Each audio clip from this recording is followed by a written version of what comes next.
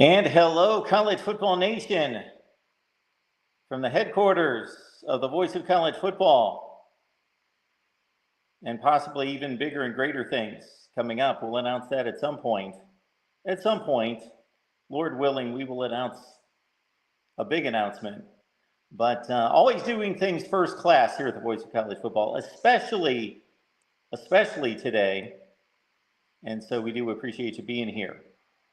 If you did not see the post from a few days ago, yes, my laptop bit the dust. And yeah, so my laptop bit the dust, and I had hopes of reviving it up until today when Apple support said, pay us $1,000 with no guarantee that you're going to get your laptop. So the investment in buying a new one, much better than investing in a long shot. So thanks for joining us. We're on the phone, and so we're a bit limited here. Although fortunately, I've got our little backup laptop there, which means that I can control some graphics and other things, although at an extremely lagging and slow pace, apparently, based on what I'm seeing there. So good to see everybody here. Jackson, yes. What's up, Voice of College Football Nation? Minnie, thanks for being here. And whomever else has jumped on board. I have been gone all day, so I have no idea what's happened. I did look online a little bit here in the last 2 or 3 minutes to see if there's anything going on in the college football world. I did want to address a few things, but basically we have left the call-in line for you there. And hey, guess what? The Super Chat's available. New laptop, Super Chat's available. Super Chat, laptop, Super Chat, laptop, Super Chat. See, that's how it works there. So we do appreciate your contributions. All right.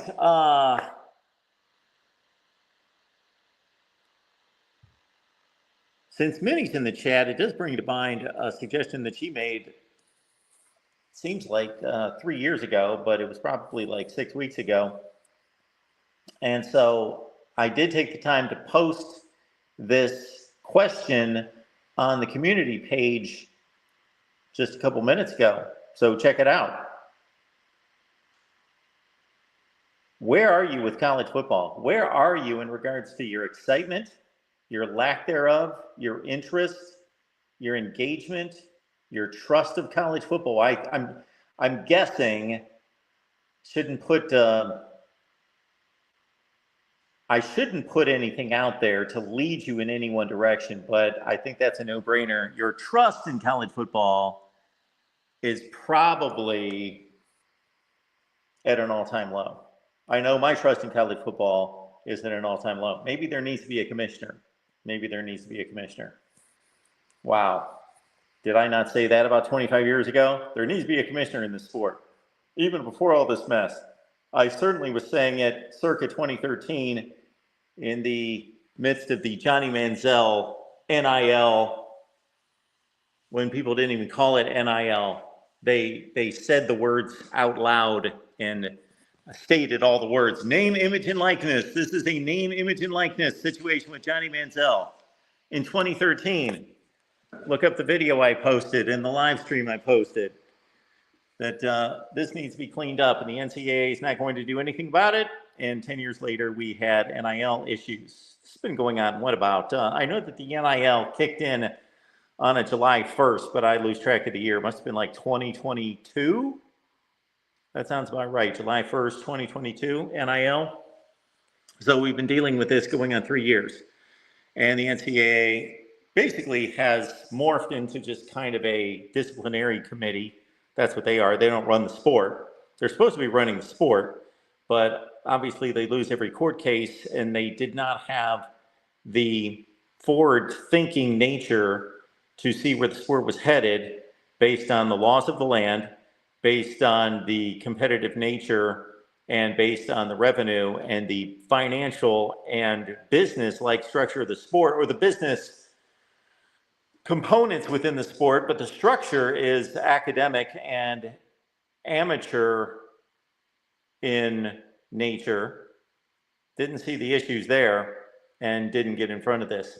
So Yeah, we're going to be talking a lot about this in regards to how to fix this and how we're going to communicate that to you. I know this statement that I'm about to say doesn't make any sense right now, but how we're going to communicate this to you in terms of my thoughts, which really haven't changed much in terms of structure or how I believe these issues need to be addressed. And when I say issues, I mean, number one, NIL, that's first and foremost.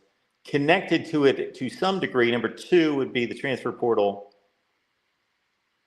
Number three would be the college football playoff. And connected to the college football playoff, which I hear, and again, I don't listen to other people's shows, so maybe this is not the statement that I should be making, but I typically know to a certain extent what other shows are talking about by way of all of you telling me, and I don't hear anybody else doing what we've done here for years and years and years, and that's say that to fix the CFP, to get it right, it's not broken horribly. You can say that the 12 teams that represented college football in the playoff last year earned their spots. Yes, you can make all sorts of claims for teams in the SEC as being better teams than a few teams at the bottom of the 12 stack. But, you know, I don't have a huge issue with the 12 teams that made the playoffs last year. I can make an argument that there were better teams that got left out, but that those spots were earned. But to get it truly right, because the committee's not doing a bad job. The committee is not doing a bad job. And for much as that pains me to say that, and from the outset of 2014, when we went into this, I said, this is not the way to do this with a committee, having people with biases selecting college football playoff teams. They've actually done a reputable job. And I know that the committee has obviously changed, so it's not been the same people for 11 football seasons, but they've done a reputable job. So they're not the problem, actually. I still would not have a committee. If I were the commissioner of college football, which I may be someday, I would get rid of the committee. There would not be a committee. There would be objective criteria for the college football playoff. But that would all start with, see, what's funny is so many people are criticizing and complaining about the college football playoff, and a number of people are proposing alternative formats or what they consider to be solutions to the college football playoff. And everybody's focused on, and when I say everybody, obviously that's in quotes. I've not talked to everyone in America to know that there's not somebody out there like what we're talking about here that is not seeing the root of the problem. Everybody's trying to play around with conference championships. Do they matter? Don't they matter? Should we have conference championship games? Okay, how many teams should we have? Should we have 12? Should we have 16? A lot of you, it's been proven in the many times that we've polled you, would love to have 8 teams, but obviously we're not going backwards. That makes less money. So follow the money to more games and more teams. So we're going to have more teams. We're going to have 16. So we passed the 14, we went to the 16. So people are fixated, it appears, based on my vantage point and what I hear from all of you, and about what you guys are looking at the playoff and the concerns that you have and the recommendations that you have and what you're telling me about what other pundits say out there. It's about how many teams should be in the playoff. What about conference championship games? What about conference champions? Are they to be taken seriously? Should they be given precedence? What about the seedings? What about the rankings? What about the committee? And before you address any of that, what needs to be addressed is the schedule. Because the schedule, aside from the talent on the field, has more impact on the college football playoff than any other factor I can think of, besides what brings the players to campus, the tradition and the brand name of the school and the money involved. So Something that I would love to tackle. I cannot guarantee that I'm going to get to it, but I would love to tackle since it's on the table and it's going to happen and we're going to see this play out in front of our eyes to some degree. And I don't know if the revenue numbers will necessarily be, I guess if they're state universities, we will know the revenue numbers that come into each university starting this fall with the new calendar year, the new school year, what numbers will be coming in, 20.5 million, and then how that gets distributed by each school to the various sports. If you're North Carolina, the basketball portion of that's going to be significantly more than it's going to be at Alabama. So anyway, it's roughly going to be 90% to football, as low as 75% at some universities, but as high as in the 90s. If they all take a separate approach to it, unless there's some kind of uniform decision or agreement, which what gets agreed upon across college football? Nothing. So don't expect that to get agreed upon. So that's going to be the individual university's decision to make there.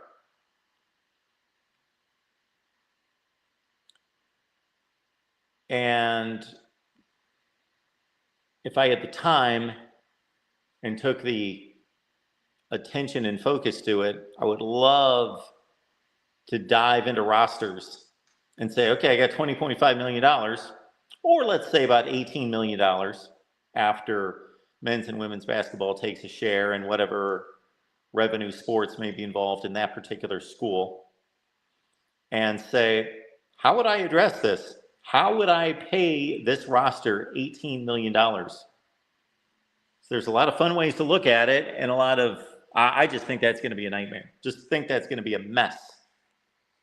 It's going to be a mess on how to determine that fairly, equitably. That to me is going to be fascinating.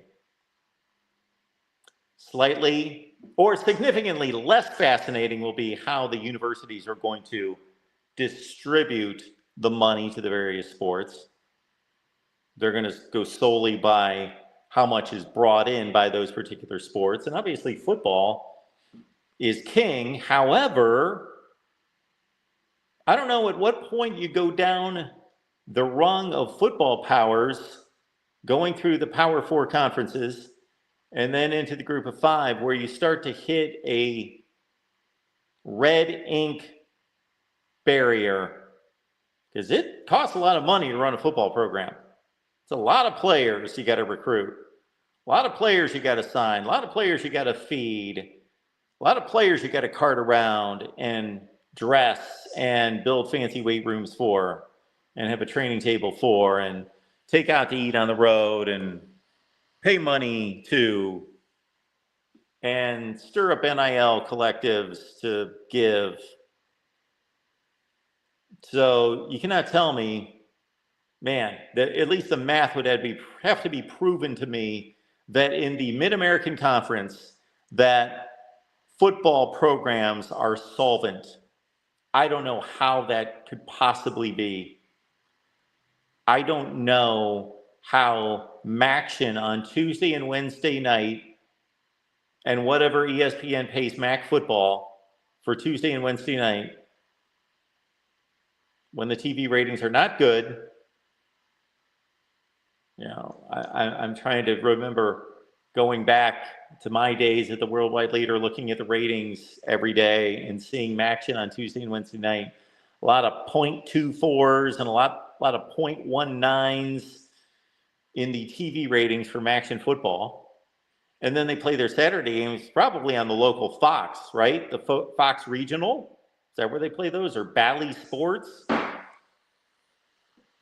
There's no way they make enough money at Bowling Green to pay Eddie George and the coaching staff and to pay for all that travel and all that gear and the uniforms and just everything that we know that goes into it, and to pay for security and everything that goes on at the stadium, to have 18,000 people sitting at the game, probably half of which didn't pay much money to get into the game. I don't know at what point that revenue surplus falls off the edge. Yeah, we do appreciate you being here, the voice of college football. And if you're just joining us and did not read our post from over the weekend, yes, I will have a new laptop on Wednesday. I don't know if that's going to be Wednesday morning, Wednesday night, when that's going to be, but it's going to be on Wednesday. So we'll use the phone here.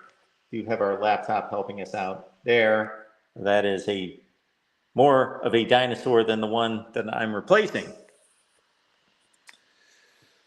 All right, who's in the chat? Dave's here, Trojan Fight. And I think I'm going to stop putting people's comments on the screen just because that took about 45 seconds to get it to go to the screen. Yakov is telling us that Woody Hayes earned $236,000 in today's money in 1978. So I'm guessing that was about, usually pretty good at this, I think it's a 10 times factor going back to the early 60s. Like 1960 to now, it's about 10 times the money. So 1978, it's probably about 4 times the money, something like that. So was Woody Hayes making... was he making $60,000, Yakov, in 1978? I do not know what he was making. Ryan Day earns approximately $24 million a week, or 24, or whatever that number is. That's got 18 zeros in it. I guess it's supposed to be $24,000 a week. Yeah, Ryan Day makes what, $9 million? He just got a raise. He got an extension, whatever it was, roughly $10 million. Yeah, so this has happened with coaches, players, everything. I saw something recently where Vince Lombardi made, again, I don't remember the dollar figure in his day, this was his Packer days, obviously, at the end, when he made the most money. And then he did, of course, 1 year with the Redskins before he had to retire. But whatever that figure was, it's probably about 8 times today what it would have been in the late 1960s. Vince Lombardi made $300,000 in today's money. So these head coaches, they were well paid, but they weren't exorbitantly paid. So Yakov, I don't know if you're just giving me facts there and just letting them just sit there, or you're trying to make a point. Let's understand that the game, the sport brings in way more money as well. So I don't know if that's completely in line proportionately, but the sport does bring in way more money than it did in 1978. It has grown beyond inflation since 1978. But what does an NFL head coach make now? 10 or 15 million a year. And then at the very tippy top, Andy Reid, Bill Belichick, when he was still around, they made ridiculous amounts of money. Who else would be up there? Mike Tomlin, John Harbaugh. Vince Lombardi would make $300,000 today's money. But you can do the same thing with the athletes.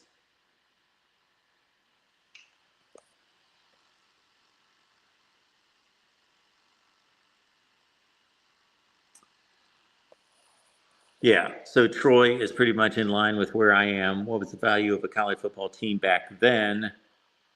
There were only 3 networks, and most teams did not get on TV regularly. The more media outlets, the more marketing, the more views, the more money. Yeah. When somebody like Kirby Smart gets a huge contract extension, we typically think of it, me included, in judging it versus how much they're winning. Okay, Kirby Smart's the highest paid coach in college football. Is he the best coach in college football? Is he leading the program with the winningest team, and obviously all those things are very close to being true. They're close. They have been the best program over the last 5 years. Are they the best program now? That could be argued. Yes, no. But really the bottom line to how much money people should be making in our society, this isn't fair. This isn't right, because we should be paying teachers more money. I used to have this conversation with my dear mom many times when she said, why do these athletes and these coaches make so much money? It's ridiculous. They don't deserve it. And I would say, Mom, you're right. They don't deserve it, but we're paying for it. They've earned it. If the industry did not support it, they wouldn't make it.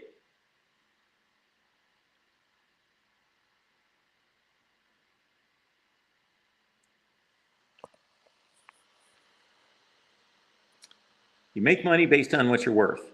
You don't make money based on how hard you work or how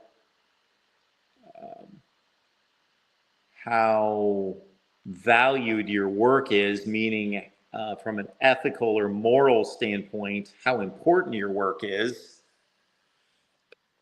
Shoot, the guys that picked up my trash this morning are more valuable to me than any football player. They picked up my trash. They got my trash out of here. Otherwise, I'd have trash stacked up in my house and I'd have to do something with it. I'd have to dig a hole in the backyard. So to me, the trash men are more valuable than football players. By far, it's not even close. Take away my football from me this fall, I think I'll live. I think I'll make it. I'll choose a lot of other things to do. I think I could probably stick to football that's already been played and watch it on YouTube, old football games from the younger portion of my life and even before I was ever born, and I would watch those games for the rest of my life, and I would just relive football from 1955 on. But the trash guys on the truck are more valuable to me. I don't know if you agree with that. Yeah, I don't want to be burning my trash, Drufus. So I would go without the football season first.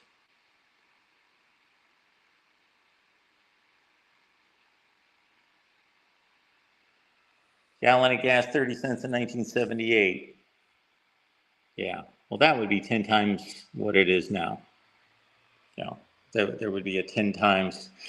Yeah, I don't know that I'm going to post any more comments because it takes an eternity.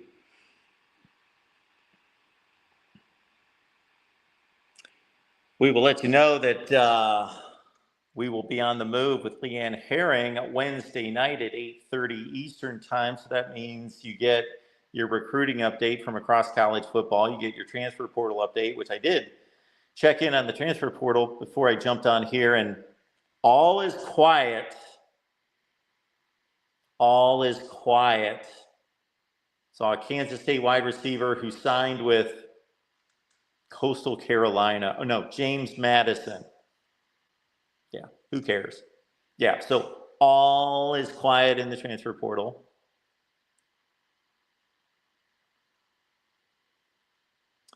I tried to update myself on any commits from today, and I'm going to have to take this up with the fine folks at the Football Writers Association of America, because I've got a 247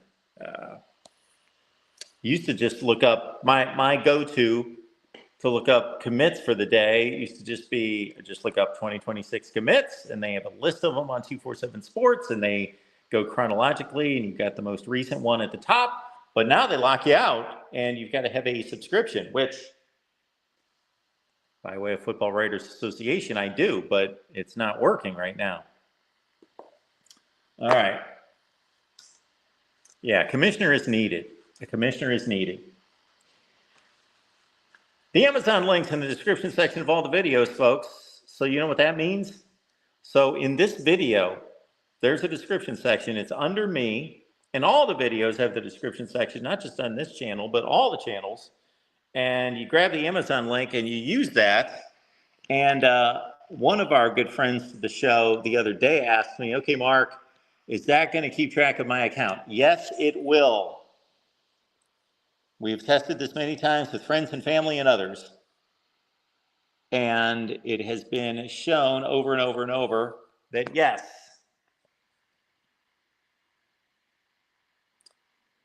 that the Amazon link, when you grab that and shop on that, all you have to do is check in the right-hand corner of Amazon. Once you go to Amazon, and it's going to say, hi, Mark. It's going to say hi in your name, and that will know and will show you that you're in your right account. So, okay, I'm going to look at the chat because while it's difficult to post these, I can look at them much better than I can actually post them, or I think so.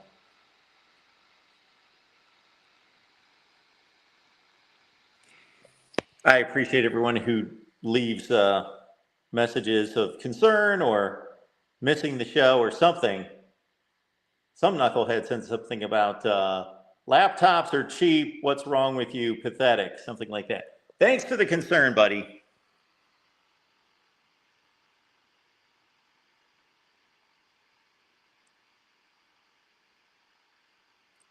Yakov says, Mark, it would be whatever interesting to see how the boss would have done if NIL existed back then. Well, the boss would be, I don't know how interesting it would be. He would just be one of the top NIL guys. He would be a big NIL guy, and he would probably wear it wherever he could, you know, headbands and all of that.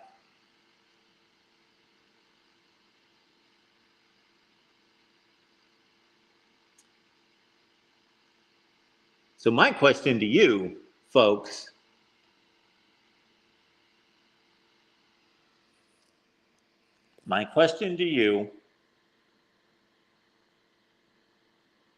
as is stated in a poll, so please take part in the poll. It's on the community page. I just posted it right before the show. College football with the NIL and the transfer portal. Compare your level of interest in college football, your level of excitement, engagement, interest, gauge it right now versus before all of this mess. NIL, transfer portal, would it be, and I think the categories that I came up with would be that you are just slightly annoyed, you are sick to your stomach, you have checked out, or no change. I do not anticipate anyone responding, hey, I love this, I'm more interested. But if that's you, please leave a write-in. And you can leave a write-in in the chat. I would love to see what everyone would say about their level of interest in college football. Joe is sick to his stomach. Truth. I love your avatar, Truth. That is the truth. Good for you. Yo, way less. Joe is sick to his stomach.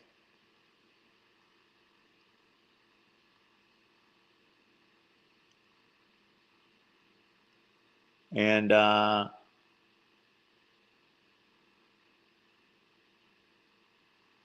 Dave's here. You should know there's a show idea. How do your numbers look year over year? My numbers? Our channel numbers?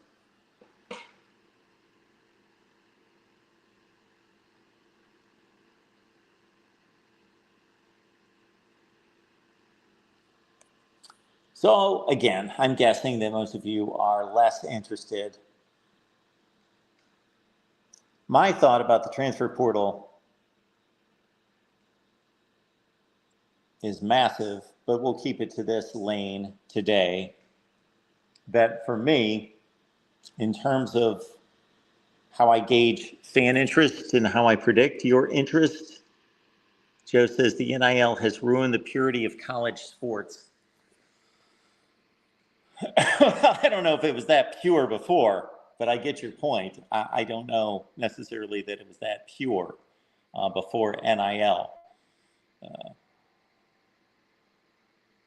Yeah. Do we all see how people's behavior is dictated by rules?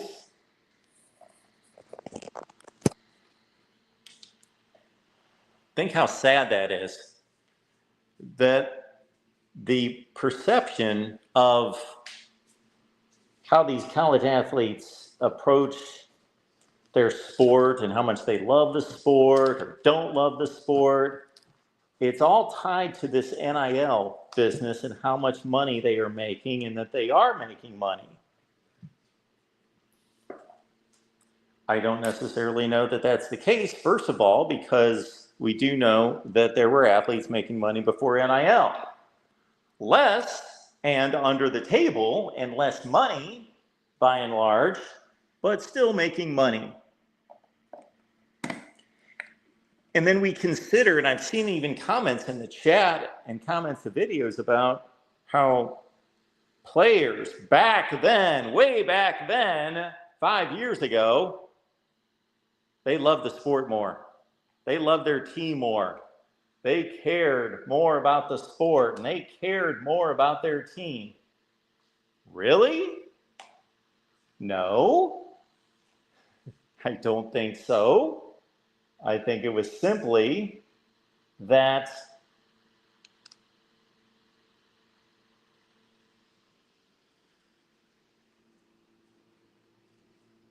they had no other options. They had to stay with their school and with their team. They had no other options. No other options.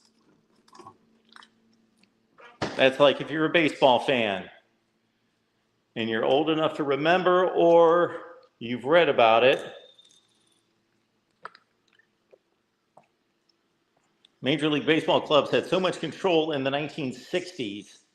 There was a season, for example, where Sandy Koufax and Don Drysdale finished 1 and 2 in the Cy Young voting, and they came in to get their raises, and I don't remember the exact figures. They were making around $60,000 a year, and the club basically said, because the club had complete control, they either got like a $5,000 raise and one of them didn't get a raise, 0. These were the two best pitchers in baseball in 1965, 66.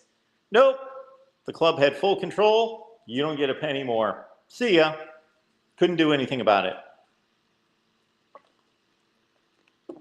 Fast forward 10 years later with, as many of you know, Curt Flood, St. Louis Cardinals outfielder, is the sacrificial lamb, the guy that went to court and didn't benefit from any of this, but was the sacrificial lamb of the players.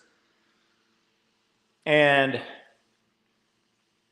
everything got flipped on its head. And within 10 years, baseball went from being completely ruled by the owners who dictated pay to free agency market, and salaries exploded and players left teams and became free agents and went wherever they wanted. And there was upheaval and fans hated it because their players would leave and didn't like the free agency. Did the players change? Did the players somehow out of nowhere become greedy and selfish? No. The rules changed. The rules changed. Do I think a college football player is more selfish today than he was 5 years ago? The average player? Maybe, because that's in his mind now. His mind has been opened up to the possibilities. So, but I don't think human nature is getting any worse. It's just, what do we allow?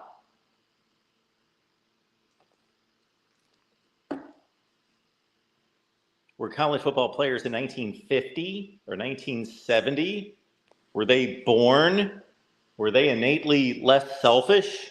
No, but they were brought up in a generation that was more humble and less selfish and more hardworking.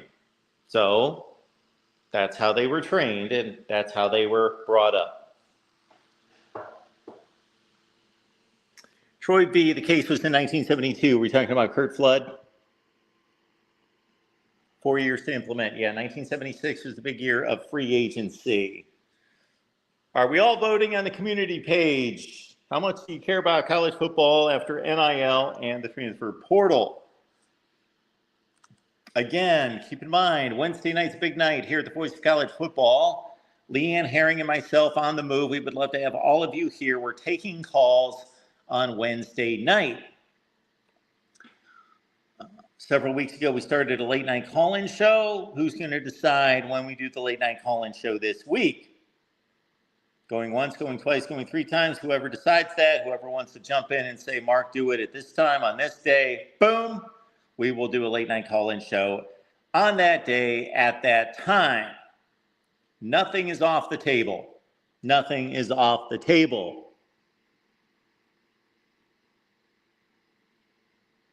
Timothy Green, very good point. Well made, Mark. Great job. Let's go Mountaineers. West Virginia football talk. Rich Rod. Actually, on the back burner, I've got some data that I've pulled. I need to produce a video. Speaking of Rich Rod, because I'm going to show where Big 12 fans, specifically at UCF and WVU, don't necessarily expect the second tenure of Scott Frost and Rich Rod to come close to the first tenure. Now, I'm not basing this on the evaluation of them as head coaches. I'm not basing this on the status of the programs or the trajectory currently of the programs or anything like that. Just strictly looking at history, I will show that a coach in his second tenure at any school never, capital N, capital E, capital V, capital E, capital R, never does better his second go around at that school. Never. Never. I'm kind of jumping from thing to thing as things pop through my mind. And these Ohio State-Michigan debates on Twitter, my goodness. Today I came across, of course, some knucklehead posted how Michigan's national championship was the most amazing thing in the world and all the great accolades for Michigan football in 2023, and that Ohio State won a Mickey Mouse title. All national titles since the college football playoff era in particular are all the same. They are not weighted differently. Let me repeat that. All national championships, specifically during the college football playoff era, which started in 2014, are all the same. They're all weighted the same. They all have the same value. Exactly. Now, somebody's going to confuse that with me saying that all the teams are the same. That there was not a team that was better than the other teams. Obviously, they were not all exactly the same caliber teams. That's not what I'm saying. I'm saying no championship is worth more than any other championship. That is a completely, don't say moronic, don't say stupid, don't say idiotic. That is a completely invalid statement and argument.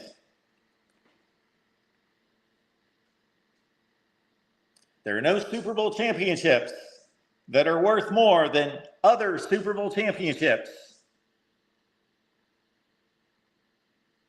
NBA championships, World Series championships, et cetera, et cetera, et cetera. Same thing with college football national championships. Now, we want to go back to yesteryear in terms of the vote, the AP and the coaches poll and all of that business, and that's a mess. That's a mess that we started cleaning up a couple years ago, and we should get back to that task. I actually had somebody reach out to me, that somebody in media that some of you would know, I believe, many of you possibly, reached out to me and wanted to start a project cleaning up national championships. And I said, well, come to the right place. He knew he came to the right place, so that's why he called me. So we possibly are going to embark on that. But regardless, here at the Voice of College Football, we have embarked on that. You can look up the live streams from years ago, not too long ago, maybe 2 years ago, 2 off seasons, 3 off seasons ago. We took 2020, whatever year it was, 2022. We went year by year by year by year, and we made our way back to the early 70s. So we will pick that up at some point. We're running out of time, right? We're coming up on like Memorial Day weekend. So the summer's here. If you live in certain parts of the country, summer's been here for like since February. But summer is here, and there's a lot to get to here at the Voice of College Football. And I'm pretty excited that, and pardon my neck getting into your face from time to time. I'm looking at the comments. Can I look at them on the phone? I guess I can. There we go. And it's much easier on the laptop.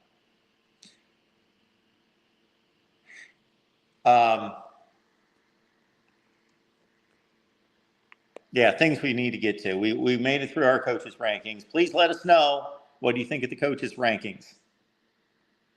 I still believe that many of you are unaware that we did coaches' rankings.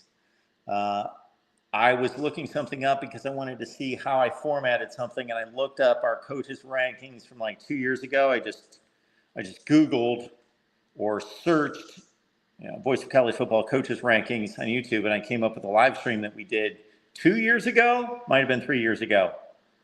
Might have been 2022. Coaches' rankings. 11,000 views on our coaches' rankings live stream. Didn't get 11,000 views this time around.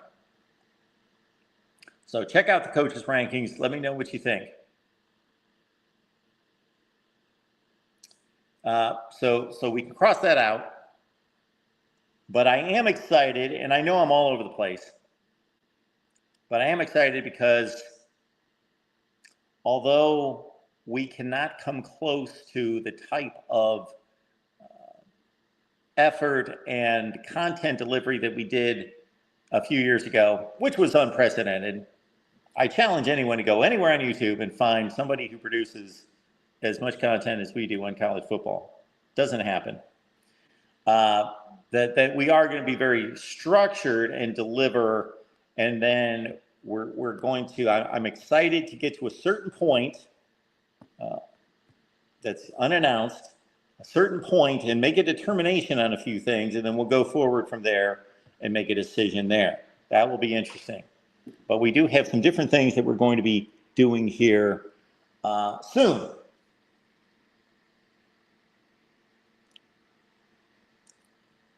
I am in the midst of AI was pissing me off and also amusing me at the same time the other day. This was yesterday, I believe. I wanted to update my all-time rankings, various categories, winning percentage, national championships, conference championships, All-Americans, all that stuff. Got 15 categories. So I wanted to update that. And I got a bit confused of what had been updated and what had not, and that was my fault, of course.